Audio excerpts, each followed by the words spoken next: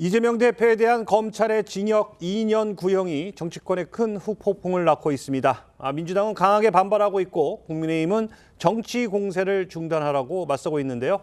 정치권 쟁점들 전문가분들과 하나씩 짚어보도록 하겠습니다. 최수영 정치평론가, 송영훈 국민의힘 대변인, 김진욱 전 민주당 대변인, 성치훈 민주당 정책위부 의장 나오셨습니다. 안녕하십니까?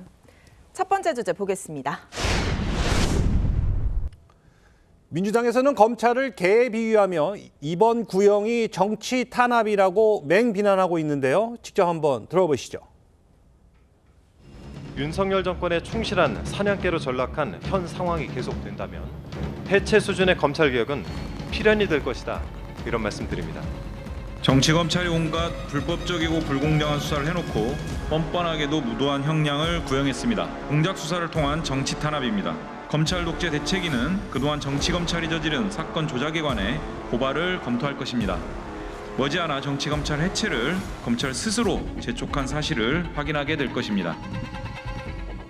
보신 것처럼 민주당에서는 해체 수준의 검찰 개혁은 필연이라는 그런 주장이 나오고 있습니다. 자, 민주당에서는 징역 2년 구형 부당하고 보고 있는 거죠? 그렇게 보고 있는 거죠. 지금 윤석열 정권이 탄생할 때 공정과 상식을 얘기했고요. 지금 윤석열 정부에서의 검찰은 법과 원칙을 얘기하고 있습니다. 그런데 이게 지금 과연 제대로 지켜지고 있는가 하는 부분을 놓고 봤을 때 이재명 대표와 민주당 인사들에 대해서는 된소리가 내려지고 있고, 또 김건희 여사나 혹은 여권의 인사들에게서는 뭐 봄바람 같은 이런 지금 판결들, 이런 처분들이 지금 내려지고 있단 말이에요. 예를 들어서 이번에 그 이재명 대표에게 징역 2년을 구형했는데, 이제까지 이 허위사실 공표죄로 징역 2년을 구형한 사례가 있습니까? 저는 보지 못했습니다.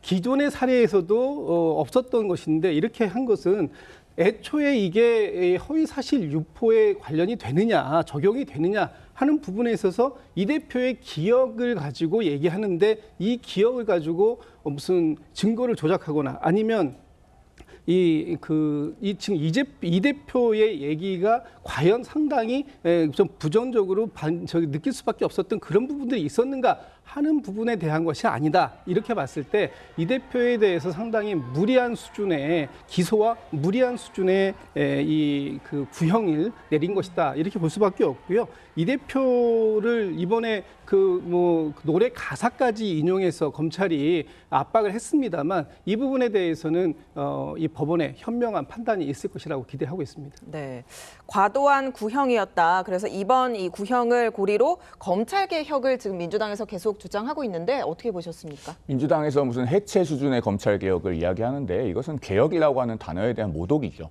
민주당이 이렇게 발끈해서 과한 반응을 보이는 것 자체가 민주당 스스로도 이재명 대표의 사법적 운명에 대해서 무죄라고 믿지 않는다는 걸 드러내는 겁니다. 그러니까 민주당 스스로 결과가 굉장히 불안한 거죠. 그러니까 저런 반응을 보인다고 생각이 되고요. 그러니까 최근에 지금 김민석 수석 최고위원 같은 경우도 검찰을 일본 야쿠자에 비유를 한 적이 있습니다. 굉장히 과한 언행들을 반복하고 있는데, 자, 해체 수준의 검찰 개혁. 그러면은 수사기관의 팔다리를 잘라서 아무것도 못하게 만들면 좋아하는 건 누굽니까? 범죄자들만 좋은 일이 생기는 겁니다.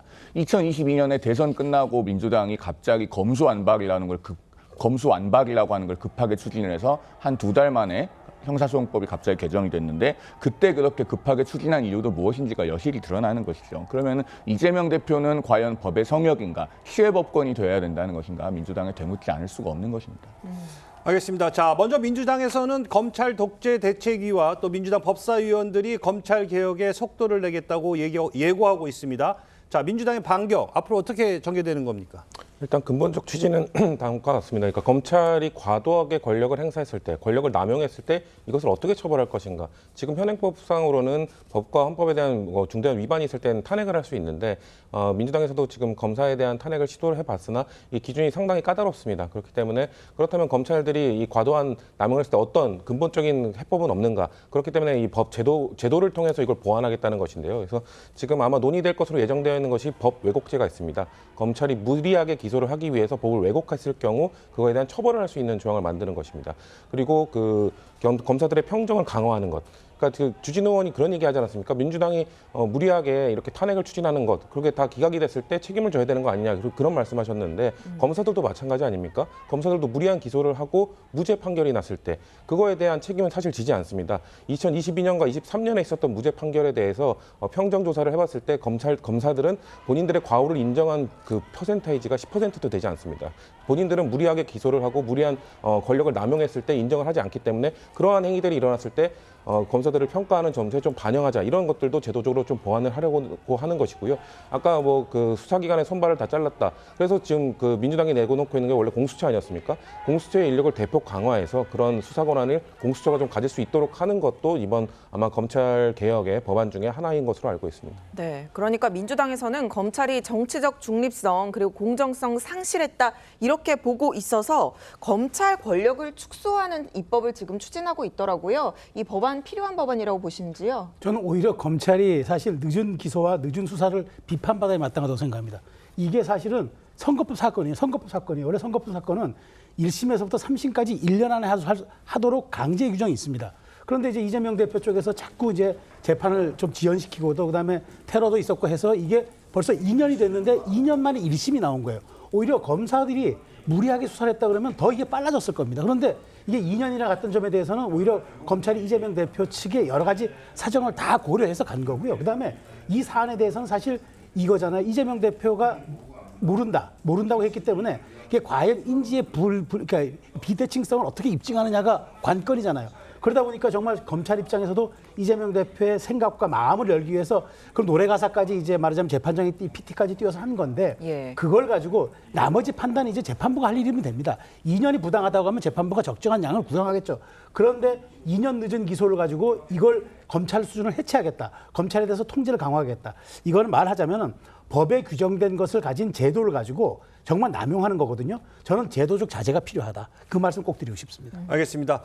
자, 그리고 또 이 민주당에서는 수사 검사 탄핵에도 다시 속도를 낼 전망이라고요. 지금 이제 뭐 무조건 민주당이 그 민주당 측 관계자들을 수사하면 탄핵한다 이렇게 오해를 하고 계시는데 일단 그 오해는 좀 풀어드려야 될 것 같아요.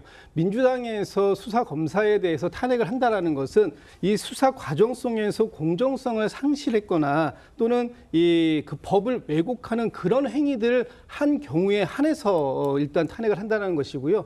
지금처럼 예를 들면은 이재명 대표와 혹은 문재인 전 대통령에 관련된 그런 수사들을 진행하는 과정 속에서도 이런 부분들이 있었다, 또 있을 여지가 있다라고 보여지는 부분이에요. 그런 부분들에 대해서는 분명하게 법의 그 심판을 좀 검사라고 하더라도 검사들의 이 수사권과 기소권의 남용 부분에 대해서는 명확하게 책임을 묻겠다라는 것이고요. 좀 전에 저희 최수영 평론가님께서 말씀 주셨던 거 말씀 맞습니다. 선거법에 대해서는 빨리 그 법적 처분을 하게 되어 있죠. 그리고 선거법상에서도 보면 재판을 6개월 이내에 끝내게 되어 있습니다. 그럼에도 불구하고 하지 못했던 부분에 대해서 왜 이재명 대표 사건에 대해서만 이렇게 유독 여권 측에서는 이렇게 그 주장을 하신지 모르겠어요. 이번에 명태균 씨라고 있습니다. 김건희 여사와 문자를 주고 받았다는 얘기가 나왔고 김영선 전 의원에 대해서 뭐 공천에 영향을 행사했다고 하는 사람이 있는데 이 사람에 대해서 2023년 12월 달에 창원 선관위가 검찰에 고발했습니다. 지금 그로부터 9개월이 넘게 흘러 있습니다. 지금 검찰은 이 명태균 씨 사건을 어떻게 처리하고 있습니까? 같은 기준으로 같은 잣대를 가지고 얘기한다면 민주당도 그거 받을 수 있습니다만 그렇지 않고 민주당 측 인사에게만 무리하게 이 법을 적용해야 한다라고만 얘기한다면 그 부분에 대해서는 저는 형평성이 맞지 않다 이렇게 보는 것입니다. 네, 이 수사검사 탄핵 이야기에 대한 국민의힘 입장 좀 들어볼까요? 아니, 뭐 수사검사 탄핵이 보복성이라고 하는 것은 이제 온 국민이 다 알고 계시는 사실이죠. 자, 최근에 9대0으로 기각됐던 이정섭 검사 탄핵 사건. 당시 이정섭 검사가 수원지검에 있으면서 이재명 대표 관련된 수사를 책임지고 있었습니다. 탄핵소추안이 발의가 되면서 갑자기 대전고검 직무대리로 발령이 나고 그다음에 탄핵소추안 가결이 돼서 무려 273일 동안 일을 못했습니다. 직무 정지가 됐죠. 그랬는데 9대0으로 기각이 되고 헌법재판소가 뭐라고 판단했습니까? 대부분 부분의 사실관계가 사실관계조차 특정이 되지 않아서 판단을 못한다 그랬어요. 자, 그런 탄핵 소추를 지금 민주당이 하고 있습니다. 자, 앞으로 또 탄핵 청문회 한다고 하는 박상용 검사, 그 대북 송금 사건 수사했던 핵심 검사 아닙니까? 대변 검사라고 하는 말도 안 되는 루머를 퍼뜨리면서 이렇게 망신주기식, 조리돌림식 그 보복성 청문회를 개최한다고 하고 있습니다. 그다음에 어미준 검사, 강백신 검사, 이재명 대표에 대해서 1차 구속영장 청구할 때 핵심 검사였습니다. 김영철 검사 어떻습니까? 민주당 돈봉투 사건 수사했던 검사입니다. 이렇게 지금 보복성 탄핵이 반복되고 있기 때문에 지금 뭐 민주당에서는 법 왜곡죄를 말하는데 오히려 지금 우리나라에서 필요한 것은 입법 권력 남용죄, 입법 왜곡죄 같은 것이 필요하지 않는가 저는 그런 생각마저 듭니다. 알겠습니다. 자, 민주당의 검찰을 향한 공세, 사실 어제 오늘 일이 아니죠. 한동훈 대표는 이렇게 일침을 가했습니다. 들어보시죠. 이건 그냥 선거 과정에서 있었던 고의적인 거짓말에 대한 통상적인 형사 재판입니다. 통상적인 구형이 있었던 것으로 보이고요. 통상적인 결과가 날 거라고 생각합니다. 이재명 대표 본인은 오늘 혐의를 전면적으로 부인을 했는데요. 오늘만 부인하신 거 아니잖아요. 민주당이 사건 조작이라면서 검찰 고발까지 민주당이 오늘만 그러는 것도 아니죠. 네, 민주당이 오늘만 그러는 것도 아니다. 그러니까 통상적인 구형이었고 뭐 민주당 반박은 좀 새롭지 않은 거다라는 건데 이 민심이 검찰에 대한 민주당 주장을 좀 어떻게 볼지가 좀 궁금한데요. 아까 그 검사 탄핵에 대해서 말씀하셨으니까 좀 덧붙이고 싶은데요. 예. 아까 말씀하신 뭐 9대 0으로 기각된 부분도 있습니다만 민주당에서 그 검사들만 탄핵 시도를 했던 게 아니죠. 지금 안동환 검사 같은 경우는 4대 5로 기각이 됐습니까? 그러니까 헌법재판관 9명 중 4명은 이거는 탄핵에 해당할 만하다라고 판결을 내린 것이고요. 지금 또 탄핵소추에서 진행이 되고 있는 손준성 검사 같은 경우는 고발 사주권으로 1심에서 유죄가 나왔습니다. 그렇기 때문에 충분히 다퉈볼 만한 검사들도 있고 국민들도 눈높이에 봤을 때 이 검사는 잘못했다라고 인지되고 있는 부분도 있습니다. 그런 검사들에 대한 탄핵도 진행하고 있기 때문에 그 국민들께서 이런 모든 검사들에 대한 탄핵소추가 무리하다고 느끼시진 않을 거라고 보고 있고요. 그리고 근본적으로 검찰 개혁에 대해서는 국민들이 다 원하고 있습니다. 그 방법론에 대해서는 이견이 있을 수 있죠. 근데 지금 국민의 정부, 그 윤석열 정부 들어서 좀 특이한 것이 과거에는 보수 정당도 이 검찰의 개혁의 필요성에 대해서 국민들도 공감을 하고 있기 때문에 방법론에 대해서 다른 시각을 보여도 어떻게 이런 식으로 검찰 개혁을 해보자. 우리는 이런 식으로 생각한다. 이런 의견들을 냈었는데 검찰총장 출신의 대통령이 들어선 이후에는 보수 정당에서 국민의힘에서 유독 이 검찰 개혁과 관련돼서는 목소리를 전혀 내지 않고 있습니다. 이런 부분을 봤을 때 국민들은 분명 검찰의 개혁에 대한 필요성을 느끼고 있기 때문에 민주당이 그래서 좀 과도하게 느끼는 부분도 있을 수는 있으나 그 수위 조절을 잘 해서 국민 눈높이에 맞춰서 검찰 개혁을 추진한다면 국민들께서 충분히 공감해 주실 거라고 생각하고 있습니다. 국민의힘에서는 또 민주당을 향해 정치 공세를 중단하라는 목소리도 커지고 있습니다. 직접 한번 들어보시죠.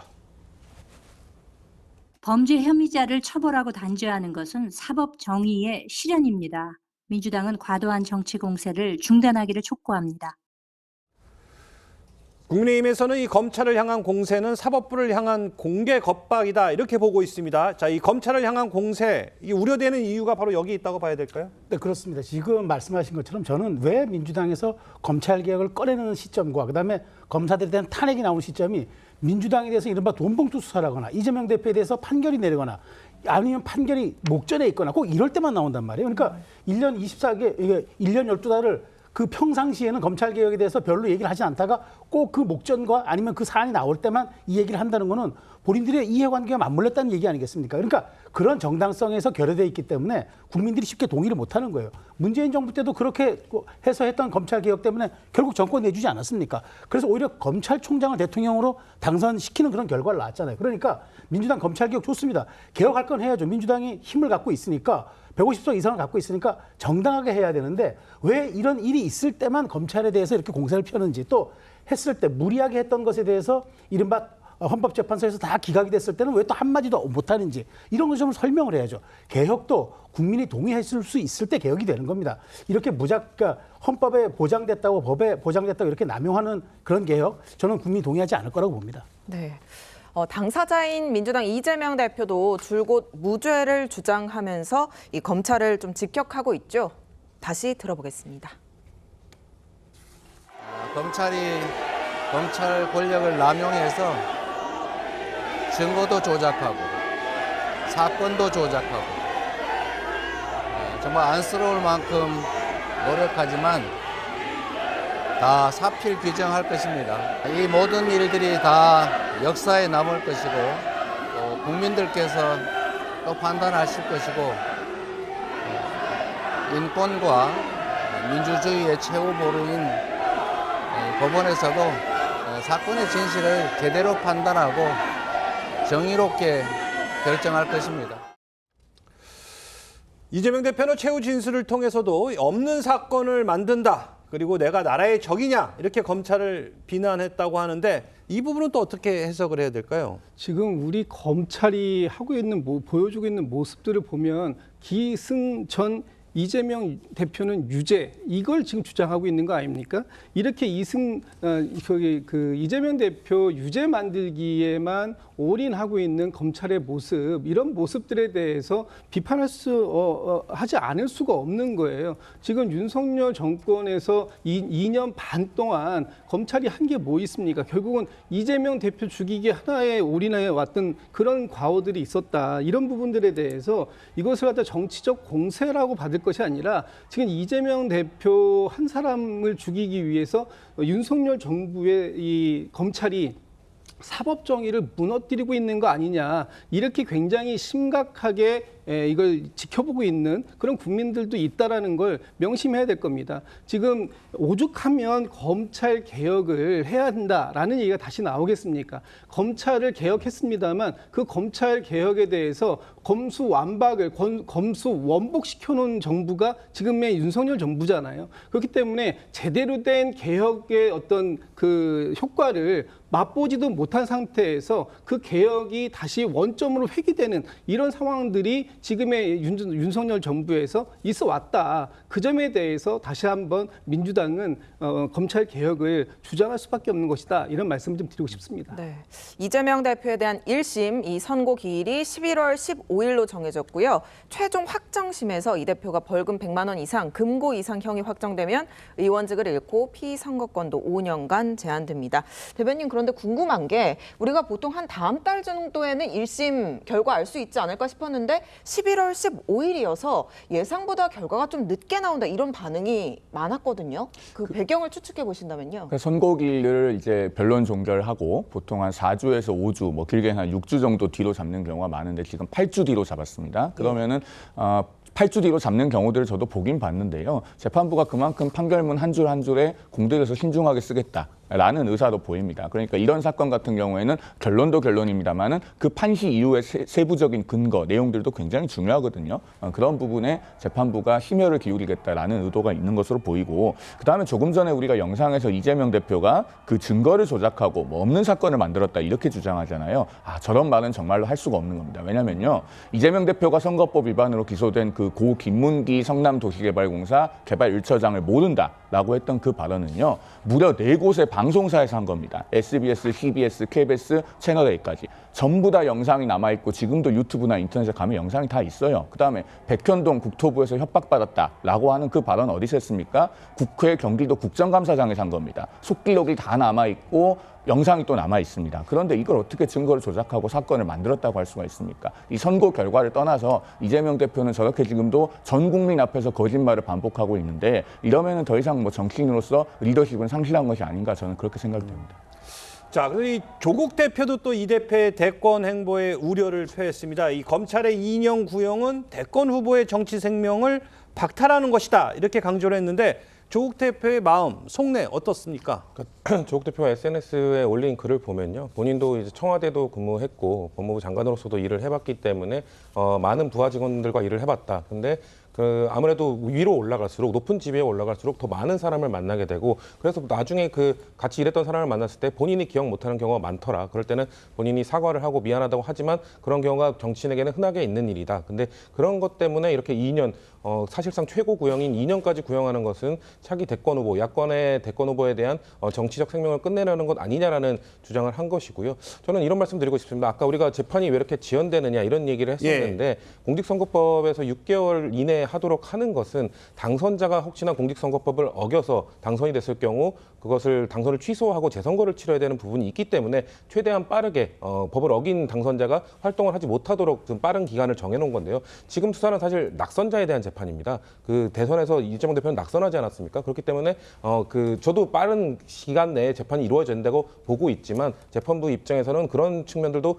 고려했을 것이다라는 말씀을 덧붙이고 싶고, 그리고 아까 그 사건 조작 뭐 이런 말씀을 하신 거 부분에 대해서는 예. 그 결심 공판에서 이재명 측 변호인이 뭐 어떤 얘기를 했냐면 이 백현동 그 국토부에 그 협박이 있었다는 부분에 대해서는 그 부하 직원, 그 담당 직원인 과장이 중앙정부에서 이런 얘기가 들린다. 우리 그 직무유기로 우리를 뭐 좀 처벌할 수 있다는 얘기가 들린다. 이게 협박으로 느껴진다라는 말을 했던 과장이 있었다는 겁니다. 근데 그 과장이 막상 재판장에 가서는 뭔가 난 기억나지 않는다. 아니다가 아니라 기억나지 않는다라고 발언을 갑자기 바꿨고, 그런 걸로 봤을 때 사실 백현동과 관련된 말단 직원까지 전부 다 기소가 됐는데 딱 그 과장만 기소가 되지 않았습니다. 그런 부분들이 그 이재명 측 변호인 입장에서 봤을 때는 이거는 이 사람에 대한 회유가 들어간 건 아니다라는 주장을 하고 있는 것이기 때문에 그런 거에 대해서 이재명 대표가 아마 재판장을 들어가면서 그런 입장을 표명한 것으로 보여집니다. 자, 혹시 그 말씀하신 분이 성남시의 전 주거환경과장을 말씀하시는 거라면 제가 좀 반박 설명을 드릴게요.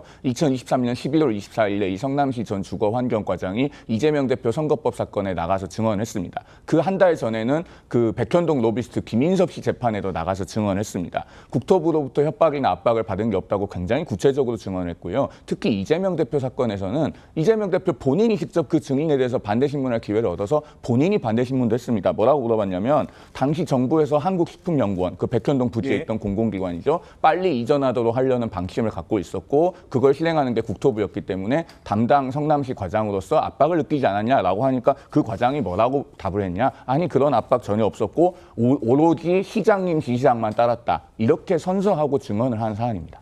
알겠습니다. 네, 이런 상황에서 비명계와 야권 잠룡들의 움직임도 심상치 않습니다. 먼저 박용진 전 민주당 의원이 기지개를 켜고 있는데요. 이재명 대표의 과거 인연부터 보겠습니다. 계양을 공천은 어쩌다가 그렇게 된 것입니까? 이재명 의원은 왜 아무런 해명이 없습니까?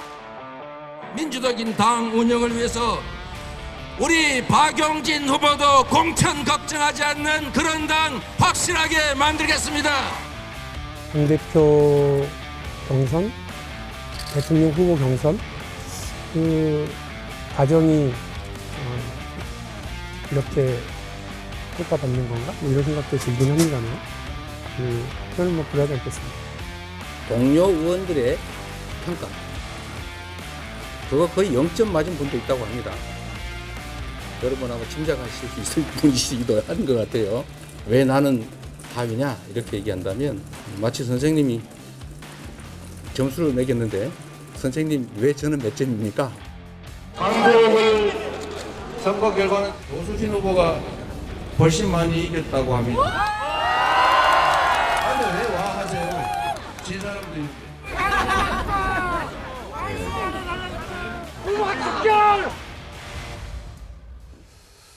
지난 대선과 2022년 당권 경쟁에서 이재명 대표와 경쟁을 벌였던 박용진 전 의원, 최근 다음 스텝을 고민하고 있다. 정치를 계속하겠다는 이 단체 메시지를 오늘 보냈다고 합니다.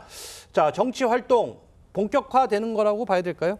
글쎄요. 어떤 식으로 본격화할 수 있을지는 아직은 좀 잘 모르겠습니다. 왜냐하면 박용진 의원, 이제 전 의원이 지금 현재는 이제 의원직 신분을 갖고 있지 않고 특히 지금 그 지역은 한민수 지금 대변인이 지역 관리를 하고 있지 않습니까? 그런 상황에서 과연 이 원의 한계를 어떻게 극복해 가면서 정치를 할 수 있을 것인지 하는 부분에 대한 지금은 어떤 숙고의 시간이 아닐까. 그렇지만 또 이 정치인이라고 하는 사람들은 결국은 잊혀지는 것을 막기 위해서 많은 활동들을 해야 되는데 아마 박용진 의원이 지금 본격적인 정치 활동이라고 하는 부분보다는 이제 지난 4월 총선이 끝나고 한 6개월 정도 가는 시점이기 때문에 이제부터는 본인도 나름의 역할을 해보겠다. 아마 이제 그런 것들 중에 하나가 방송 출연이라든지 아니면 뭐 각 지역에 다니면서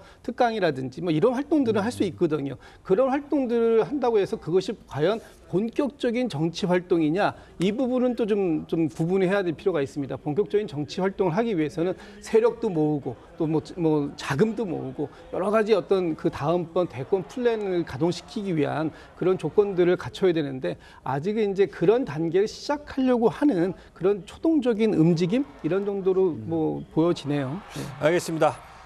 김동연 경기지사도 존재감을 드러내고 있습니다. 이 문재인 전 대통령의 꿈을 계승하겠다 이렇게 강조했는데요. 들어보시죠. 대통령께서 제게 이렇게 말씀을 하셨습니다. 앞으로 남북 경제협력 회담이 진행이 될 텐데 준비를 해주기 바랍니다. 가슴 설렜고 또 나름대로 준비를 했었고 했지만 결국 그런 기회가 오지 않았습니다. 다시 한번 꿈을 꿔봅니다. 멈출 수 없는 꿈 1410만 경기도가 이어나가고 준비하는데 최선을 다하도록 하겠습니다. 네, 김동연 지사 친문 전해철 전 의원을 경기도정 자문위원으로 위촉했고요. 이재명 대표의 핵심 공약인 25만 원 민생회복 지원금에는 지금 각을 세우고 있습니다. 좀 차별화하면서 존재감을 드러내려는 전략이라고 봐야 될까요? 그렇죠. 정치인이 어떤 그 일을 할 때는 분명히 자기의 어떤 지향점인 메시지와 이미지를 다 담게 마련입니다. 그 두 가지가 결국은 본인 나중에 정치 브랜드가 되고 자산이 되는데, 자, 김동연 지사 지금 어떻습니까? 일단 그 문재인 대통령이 뭐 했던 어쨌든 그 대북 정책, 거기에 뭐 성공을 거뒀던 성공을 거두지 못했던 그것을 분명히 계승한다는 얘기를 다시 한번 하면서 어쨌든 문재인 정부의 업적을 본인이 한번 자기가 계승해 보겠다고 얘기하면서 거기서 이제 이른바 낙마했던 문재인 정부의 측근들을 전부 지금 본인이 경기도청에 뭐 특보니, 그다음에 수석이니, 그다음에 뭐 자문위원장이 다 역입을 해버렸어요. 네. 이게 뭐냐면은 자리가 주어질 때 본인은 충분히 그런 라인업을 통해서 나의 정치 정체성을 드러내겠다 하는 거죠. 그다음에 또 한 축으로는 어떻게 합니까? 이재명 지금 대표의 말하자면은 25만 원 전 국민 지원 공약 이 부분에 대해서는 명백하게 반대를 합니다. 왜냐하면 본인이 경제부총리를 해봤잖아요. 이런 식으로 그러니까 경기를 부양했을 때 오히려 이게 나중에 서민 부담으로 돌아오고 물가 상승이 되고 그다음에 이건 전혀 도움이 되지 않는 경제정책이라는 걸 본인이 정확히 얘기하면서 이재명 대표와 차별성을 두는 거죠. 자, 그렇다면 이 두 가지 정책은 아주 정확하지 않습니까? 하나는 계승이고 하나는 차별한데, 그렇다면 본인이 앞으로 대권 나갈 때 이 부분에 대해서는 자신이 갖고 있는 생각을 딱 드러낸 거죠. 그렇기 때문에 아마 지금 민주당 입장에서는 참 김동연 지사가 조금 부담스러울 겁니다. 그러니까 당 입장에서는 아니 당의 공천으로 당선된 사람이 현 대표에게 이렇게 각을 세면 어떡하냐가 있겠고, 그렇다고 문재인 정부에 대해서 그런 그 사람들을 영입하는 거에 대해서 왜 그러냐고 또 말을 못하고 아마 그런 이중적인 지금 아마 그 좀 심정이 있을 것 같은데, 그럼에도 불구하고 이재명 대표의 사법 리스크가 진행되면 진행될수록 김동연 지사에 대한 관심과 주목도 그리고 어쨌든 발언 영향력, 즉 마이크 파워는 조금 더 계속 좀 상승해지지 않을까 저는 그렇게 봅니다. 그렇습니까? 자, 좀 친노 친문 적자인 김경수 전 지사는 이제 연말에 귀국을 합니다. 그리고 또 이 김부겸 전 총리는 또 이 강연과 인터뷰를 통해 활동 보폭을 넓히고 있는데, 이런 이 야권 잠룡들의 움직임이 결국에 1심 선고 결과에 따라서 좀 본격화될 수 있다 이런 얘기도 있거든요. 어떻게 보십니까? 글쎄요, 저는 1심 죄송합니다. 1심과는 상관이 없을 거라고 봅니다. 이분들은 이미 활동을 하고 계신 분들이고, 김동연 지사 같은 경우에도 저는 뭐 이재명 대표와 각을 세우기 위해서 그런 목소리를 냈다기보다는 아까 말씀하신 것처럼 수십 년을 기재부 공무원으로서 경제부총리까지 하신 분이기 때문에 좀 아무래도 예산을 쓰는 거에 보수적인 시각을 갖고 계신 분입니다. 그런 차원에서 이야기를 하신 거고, 오히려 김동연 지사는 그 부분에 대해서 말을 하면서 지금 이런 상황, 경제 상황이 이럴 때 윤석열 정부처럼 너무 긴축을 해서는 안 된다. 이런 민생회복 지원금을 하더라도 뭔가 차별 지급을 한다든지 이런 식으로 좀 재정을 오히려 늘려야 된다라는 어떻게 보면 이재명 대표와 결은 같이 하는데 방식을 다른 이렇게 약간의 차별화를 얘기한 것이거든요. 그렇기 때문에 뭔가 두각을 나타내기 위해서 뭔가 차별성을 띠기 위해서 이런 목소리를 냈다기보다는 김동연 지사가 원래 갖고 있던 소신을 이야기했다라고 볼 수 있고, 김부겸 전 총리도 전 마찬가지로 생각합니다. 김부겸 전 총리가 뭔가 1심 선고를 앞두고 아니면 또 직후에 뭔가 보폭을 막 넓혀서 활동을 넓혀갈 것으로 보여지는 게 아니라, 김부겸 전 총리의 생각은 민주당에서 뭔가 너무 다른 목소리를 내는 용기가 없다. 그렇기 때문에 내가 나서서 좀 다른 목소리를 내는 용기, 그리고 그런 목소리를 내므로써 중도층에 대한 좀 확장력을 좀 당이 가질 수 있도록 그런 역할을 하겠다고 하시는 것이지 뭔가 이재명 대표 1심 선고 났으니 내가 이제 앞으로 본격적으로 활동하겠다. 저는 이런 차원에서 하는 분들은 없을 거라고 보여집니다. 네, 그렇군요.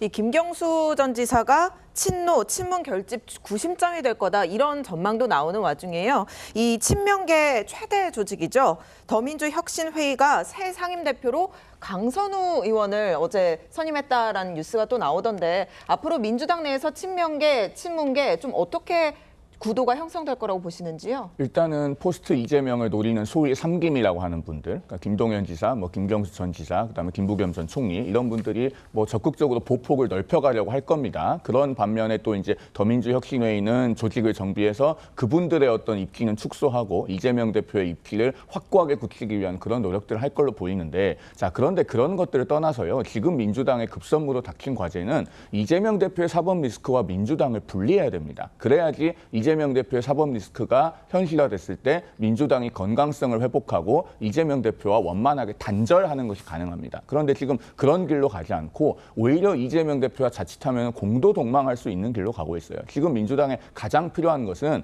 이재명 대표의 사법 리스크를 우리는 법원 안에서 해결하겠다. 그러니까 탄핵소추와 같은 어떤 권한 남용이나 심지어는 대통령 탄핵을 통해서 무슨 조기 대선을 꿈꾼다든가 이런 길로 가지 않겠다고 하는 명확한 선언이 필요합니다. 그래야지 그 사법 리스크가 현실화됐을 때 그것은 이재명 대표 개인의 문제이고 민주당은 민주당대로 국회 제1당으로서 다수당으로서 역할을 건강하게 하겠다. 이런 그 입장 정리가 가능하지 않겠습니까? 그런데 지금 계속 이재명 대표를 껴안고 가고 있어요. 이게 어느 시점에 가서 갑자기 분리가 안 됩니다. 저는 민주당에도 그래도 소수의 건강하고 양심적인 분들이 남아 있다면 이 부분에 대해서 깊은 고민을 해야 될 거고, 민주당의 삼김이라고 하는 분들도 그런 방향으로 민주당의 노선을 견인할 수 있어야 원만한 그 입지 구축이 가능할 것이다. 그렇게 생각합니다. 제가 짧게 하나만 말씀드릴까요? 지금 그 민주당의 어떤 잠룡, 소위 얘기하는 잠룡들이 그 이재명 대표의 1심 사법 리스크 때문에 움직임이 빨라졌다. 이렇게들 많은 분들이 얘기를 하시는데 저는 좀 다른 시각을 갖고 있습니다. 지금 민주당의 잠룡들만 움직이는 것이 아니고요. 여권의 잠룡들이라고 하는 오세훈 시장이나 홍준표 시장도 열심히 움직이고 계시거든요. 이유가 뭘까? 그게 이재명 대표 때문입니까? 이재명 대표는 지금 대통령 신분이 아니거든요.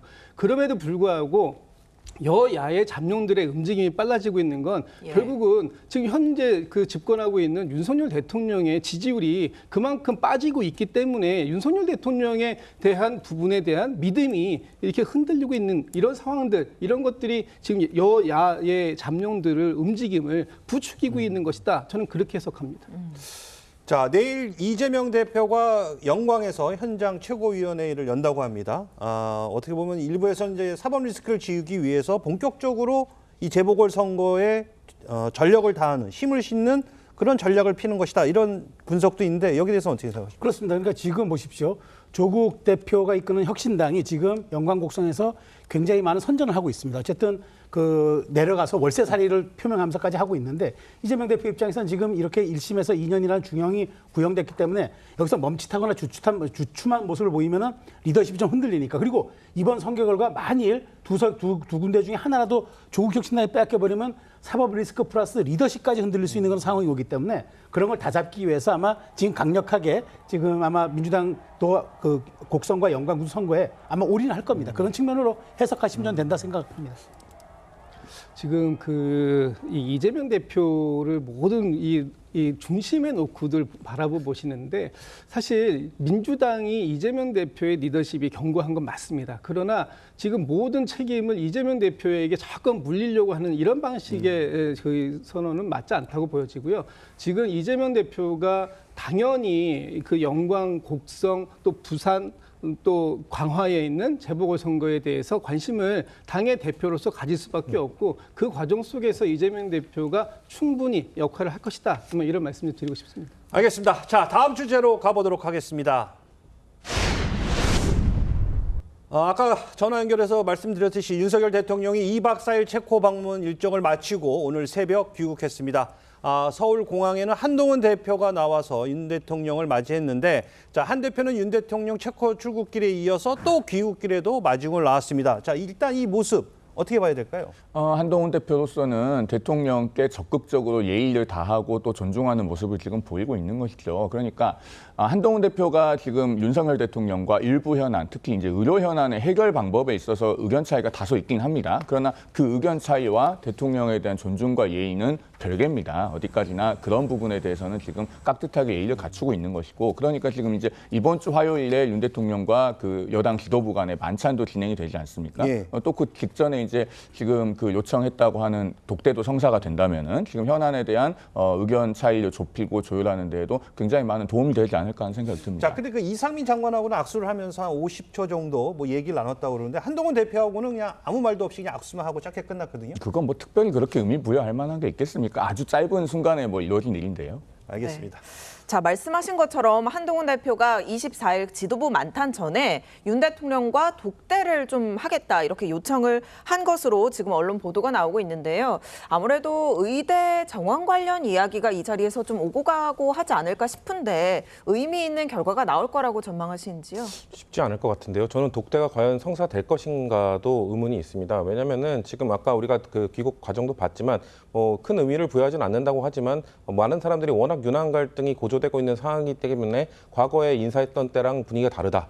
과거에는 뭐 이런 해석까지 하는 분들도 있더라고요. 과거는 윤석열 대통령이 그래도 어깨도 좀 툭 쳐주고 이런 제스처를 막 한마디라도 더 하는 모습을 보여줬는데 이번 출국 귀국 두 과정 모두 그냥 정말 악수만 하고 쌩 지나가는 모습을 보여줬기 때문에 두 분의 사이가 점점 갈등이 고조되는 것 아니냐라는 해석들이 계속 나오고 있고요. 또 지금 최근에 그 체코 순방 간 사이에 한동훈 대표의 인터뷰가 나오지 않았습니까? 제가 봤던 한동훈 대표 인터뷰 중에 가장 수위가 셌습니다. 그러니까 지금 대통령실이 뭔가 민심을 제대로 읽지 못하고 있다라는 가장 강하게 한 어필한 것으로 보여지는데 그거에 대해서 제가 듣기로는 용산 출입 기자들의 얘기를 들어보면 용산 대통령실에서 아주 크게 분노하고 있다. 어떻게 대통령이 해외 순방 가고 있는 동안 이런 언론 기사가 나올 수 있도록 하느냐. 더 갈등을 고조시키는 쪽은 한동훈 대표 측 아니냐라는 그런 메시지를 저는 들었거든요. 그렇기 때문에 이런 분위기 속에서 그 만찬이 이루어진다고 한들 또 독대가 이루어진다고 한들 과연 그 갈등이 불식될 수 있는 의정 갈등에 대한 해법을 찾을 수 있는 아니면 임건희 여사와 관련된 좀 진전된 입장을 타진할 수 있는 그런 이야기가 오고 가기에는 지금 대통령실과 한동훈 대표 사이의 분위기가 너무 좋지 않아 보인다. 그렇기 때문에 저는 의미 있는 성과를 내기에는 아마 어려울 것이다라는 예측을 해봅니다. 자, 의미 있는 성과가 나오기 좀 힘들 것이다 이렇게 예상을 해주셨는데 사실 24일 만찬을 앞두고요. 어떤 이야기가 오갈지가 가장 큰 관심사입니다. 물론 뭐 의정 갈등 해법과 함께 또 최근 이 국민의힘 일각에서도 우려가 나오고 있는 이 김건희 여사 관련 사안도 이 대화 주제로 올라갈까요? 그 저는 좀 우리 성 부의장 얘기했듯이 대통령 순방 중에 이제 조선일보와 인터뷰를 단독으로 하지 않았습니까? 근데 저는 그걸 단순히 한 대표가 뭐 그 정도의 파급 효과를 모르고 했을까요? 저는 아마 꼭 말씀을 드릴 사안들을 조금 정리하는 차원에서 아마 미루어 짐작컨대 저는 좀 이렇게 여론 작업을 한 것이 아닌가 싶어요. 그렇기 때문에 왜냐하면 지금 여러 가지 여론의 흐름들을 놓고 보면 지금 굉장히 변곡점에 와 있습니다. 그러니까 지금 여권이 함께 원팀이 되지 않으면 공멸할 수 있다는 위기감에 사로잡혀 있어요. 그러니까 대통령은 어떤 식으로든 국정전환에 대한 기조 변화를 가지고 와야 될 상황이고 한동훈 대표는 더 이상 분열하거나 혹은 용산의 갈등을 통해서 본인의 차별화를 시도한다는 이미지에서 빠져나와야 됩니다. 그렇다면 그 경계 어딘가에 있는 얘기들이 꺼내져야 하고 그다음에 그 얘기들을 한동훈 대표가 전달해야 되고 대통령 수용해야 합니다. 그러니까 어느 선까지 나올지 모르겠으나 지금 여러 가지 놓고 본다면 지금 모든 그 조사에서도 지금 보시다시피 대통령의 지지율 그다음에 한동훈 대표의 지지율도 함께 하락하고 당 지지율도 하락하는 이른바 트리플 악재에 지금 사로잡혀 있기 때문에 그런 식으로 놓고 본다면 저는 이번 대통령과의 만남이 앞으로 자주 이런 기회가 올 것이 아니기 때문에 할 말은 하고 또 대통령 수요를 한건 수용해주는 이런 하반기 국정대전안의 티핑 포인트가 돼줘야지 그러지 않으면 저는 어려울 수 있어서 얘기가 나올 겁니다. 그런데 다만 독대가 이루어질지 여부는 잘 모르겠습니다만은 충분한 얘기들은 오가갈 것으로 저는 봅니다. 네. 한 달 전 국정브리핑에서 윤석열 대통령은 당정 간 문제는 없다고 선을 그었었죠. 당시 발언 다시 들어보겠습니다.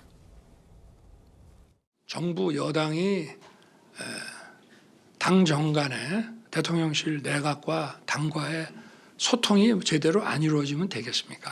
다양한 채널을 통해서 원활하게 소통하고 있고 우리 당 의원들, 당 관계자들하고 수시로 전화 통화뿐만이 아니라 저한테 찾아오기도 하고 그렇게 하고 있습니다. 당정 간에는 전혀 문제 없고요.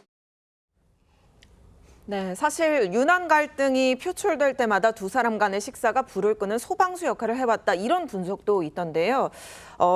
이번 만찬에 설령 독대가 성사되지 않더라도 지도부와 이 대통령실 간 만찬이 어떤 화해의 계기가 될 수 있을 거라고 보시는지요? 그런 계기를 만들고자 대통령실이 제안하고 만들어진 거 아니겠습니까? 그런데 이제 제안한 의도를 달성할 수 있을지는 조금 더 지켜봐야 될 것 같습니다. 그리고 어제 이 한동훈 대표가 그 만찬에 앞서서 독대를 요청했다 이런 이제 단독 기사도 나왔는데 저는 이 부분에 대해서 대통령실이 굉장히 언짢을 것이다라고 생각합니다. 왜냐하면 이렇게 지금 대통령을 압박하는 언론 플레이를 한 거다라고 이제 인식이 된다면 대통령을 궁지에 몰고 가겠다라는 거 아니냐. 대통령이 이 지금 독대를 받아줘도 문제고 또 안 받아줄 수도 없는 그런 상황을 만들기 위해서 한동훈 대표 측이 지금 그 대통령실을 최대한 압박하고 있는 거 아니냐 이렇게 볼 여지가 생기는 거예요. 며칠 전에 한동훈 대표가 추석 연휴 기간 동안 이런 말 했습니까? 했습니다. 나라와 국민 잘 되는 길이라면 절벽에서 주저없이 뛰어내리겠다 이런 자신의 그 소신을 얘기하는데 그 절벽이 어디가 될지는 모르겠습니다만 이번 만찬이 그 분수령이 되는 거 아닌가 이렇게 지켜보고 있는 사람들도 있어요.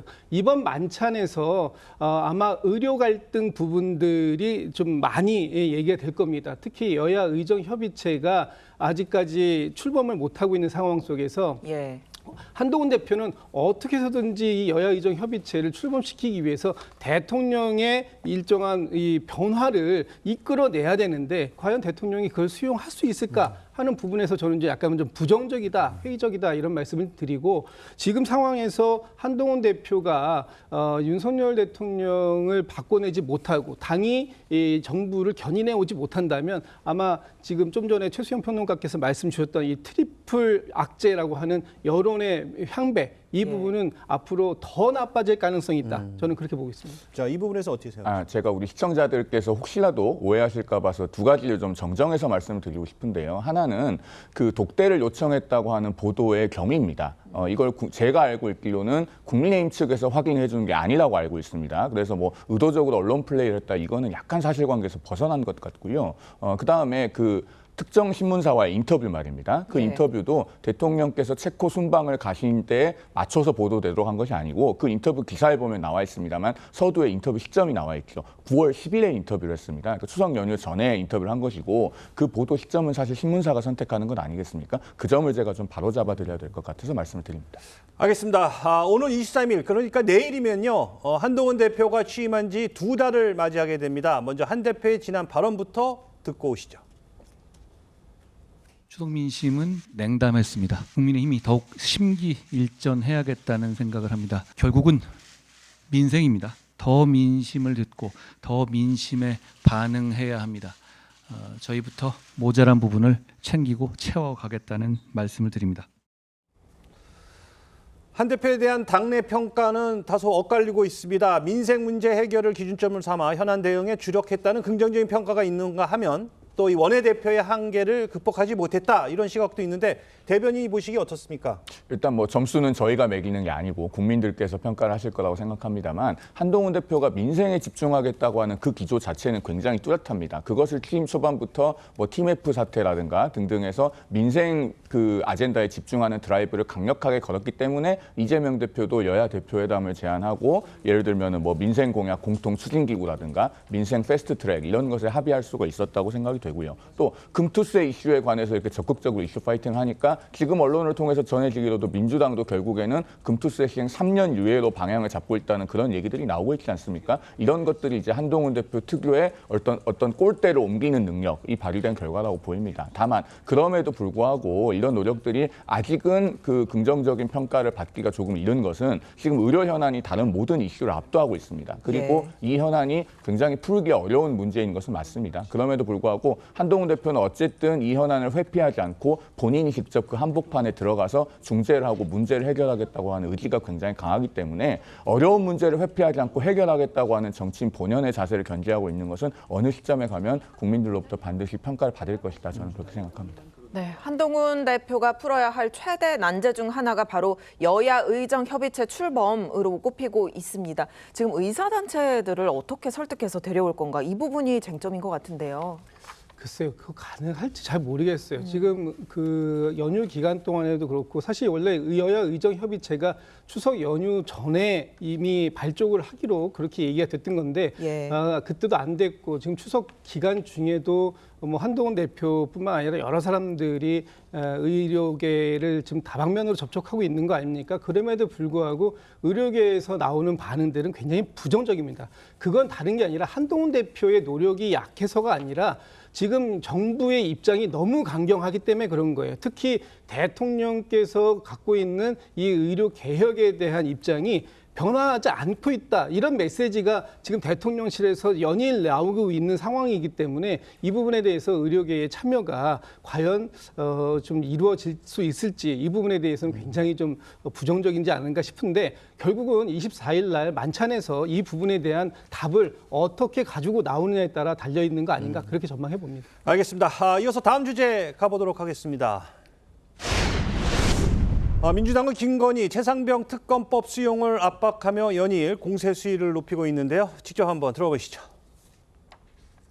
이번에도 윤석열 대통령이 또다시 자신과 배우자에 관한 이해충돌 사안에 대해서 거부권을 행사한다면 헌법과 법률 위반으로 탄핵 마일리지가成立된다는 점을 명심하기 바랍니다. 들으신 것처럼 전현희 최고위원은 김 여사 특검법을 거부할 경우 탄핵 마일리지를 적립해야 한다면서 이 탄핵 얘기까지 꺼내 들었습니다. 전현희 최고위원의 말은 그런 것 같습니다. 역대 대통령들이 그 본인이나 아니면 본인을 둘러싼 사람들에 대한 특검법을 그 이해충돌 여지가 있다고 해서 사실 거부한 적이 없습니다. 근데 윤석열 대통령이 뭐 최혜병 특검법뿐만 아니라 김건희 여사 특검법도 계속해서 지금 거부를 하고 있는 상황이기 때문에 그런 것에 대한 지적을 하고 있는 것으로 보여지고요. 저는 이번에 만약에 김건희 여사 특검법, 최혜병 특검법 대통령께서 또 거부권을 행사하시겠죠. 근데 이번에 재의결 투표를 할 때는 좀 다른 분위기가 저는 있을 수도 있다라고 생각을 합니다. 왜냐하면 이번에 국민의힘에서 이 필리버스터를 안 하지 않았습니까? 다양한 명분을 내세웠지만 국민들이 보기에 그리고 정치권에서도 지금 느끼기에는 김건희 여사 특검법에 대해서 이 필리버스터 24시간 동안 뭔가 반대 논리를 펼치기에 너무 지금 상황이 좋지 않다라고 판단을 하고 있고 그런 것들이 다 기록에 남기기 때문에 국민의힘 의원들이 그걸 총대를 메고 뭔가 그 자신들의 그 기록을 남기면서까지 김건희 여사를 방어해주기 너무 힘들다라는 그런 해석들이 더 많거든요. 그렇기 때문에 전현희 최고가 저렇게 말씀을 하셨지만 지금 사실 민주당의 변화보다는 지금 국민의힘 내부에서도 변화가 감지되고 있기 때문에 이번 특검법 재의결 요구는 저는 이전과는 다른 표결 결과가 나올 수도 있기 때문에 그래서 지금 사실 이번 한동훈 대표 지도부와의 그 만찬에서 사실 더 필요한 것, 그 만찬이 더 필요하고 설득이 필요한 쪽은 윤석열 대통령일 수도 있다라는 말씀 드리고 싶습니다. 네, 김건희 여사 이 공천 개입 의혹 관련해서요. 검찰은 김영선 전 의원이 선거 직후 명태균 씨에게 6,300만 원을 전달한 정황을 포착하고 소환 조사를 지금 검토 중인데 명 씨는 반면 빌려준 돈이다 이렇게 또 주장을 하던데요. 그렇죠. 그러니까 이게 뭐 사인 간의 돈거래일지 뭐 이건 알 수 있는 방법은 없어요. 검찰 조사를 한다니까.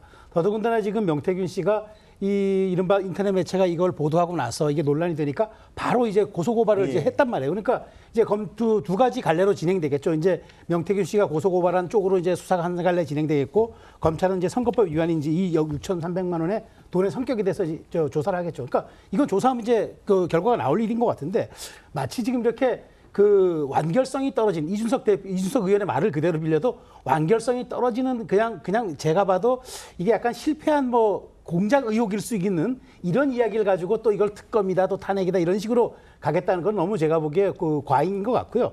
어쨌든 이 부분에 대해서는 지금 당내에서도 어쨌든 김영선 전 의원이 살아남기 위해서 몸부림치는 그 과정에서 있었던 일환이 아니냐 보기 때문에 저는 뭐 이건 어려운 수사도 아니고 돈 금전 거래야 뭐 양쪽의 입장을 불러서 조사하다 보면 금방 나오지 않겠습니까? 저는 너무 민주당이 이 부분에 대해서 또 하나 건수를 잡았다는 식으로 과잉 대응하는 건 저는 그건 적절치 않다고 봅니다. 자, 이런 가운데 국민의힘 당내 반응은 엇갈리는 분위기입니다. 직접 듣고 오겠습니다. 김 여사 부분에 대해서는 그 근거가 없어서 그냥 이랬대더라 저랬대더라라는 전원만 있어서 그걸로 문제를 삼기엔 좀 지금까지는 하여튼 쉽지 않다라는 생각이 들더라고요. 부적절하죠. 이 김영선 의원이랑 김건희 여사랑 대화를 했고 그 가운데서 공천을 직접적으로 뭐 준다 안 준다 할 수 있다 없다 이야기를 하지 않더라도 그 김건희 여사가 가지는 정치적인 입지나 위치를 생각해 봤을 때 그것이 자칫 잘못된 사인을 줄 수 있다라는 거죠. 자, 뭐 근거가 없다, 부적절하다, 뭐 이렇게 얘기를 했다는데, 자, 국민의힘 당내 일각에서는요, 김건희 여사 사과를 요구해야 되는 거 아니냐, 또 적극적으로 대응해야 된다, 이런 목소리도 나오고 있다고요. 일단 그 김건희 여사가 관여되어 있는지 여부는 지금 정확하게 팩트가 확인이 안 되고 있지 않습니까? 지금 현재 확실한 팩트는 딱 두 가지입니다. 첫째, 김영선 전 의원은 국민의힘의 이번 총선 과정에서 원칙대로 컷오프가 됐습니다. 그리고 그 지역구의 경쟁자인 김상민 전 검사, 지금 뭐 일부 언론에서 그분을 뭐 낙점했던 것이 아니냐라고 하는 의혹이 있는데 그분도 그 검사 재직 중에 그 고향 사람들에게 마치 어떤 정치적인 행보를 암시하는 듯한 문자를 보내서 논란이 됐었기 때문에 역시나 원칙대로 컷오프 되지 않았습니까? 그러면은 그 지난 총선 과정에서 창원 의창구나 뭐 김해갑이나 이런 곳들 다 공명정대하게 원칙대로 공천이 진행된 것입니다. 사실은 그런 점에서 봤을 때 지금 어떤 다른 것을 논하기에는 상당히 성급하지 않은가 하는 생각이 듭니다. 알겠습니다. 지금까지 정치권 쟁점 짚어봤습니다. 감사합니다.